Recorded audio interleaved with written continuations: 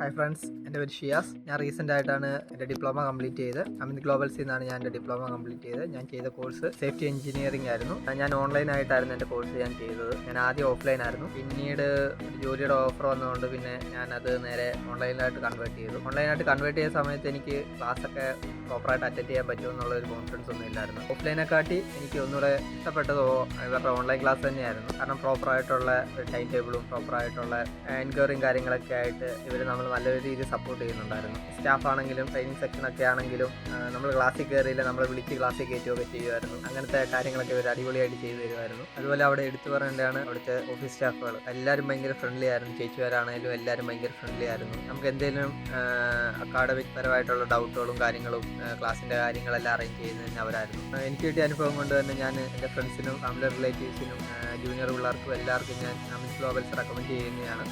Thank you for Amit Globals and all the best.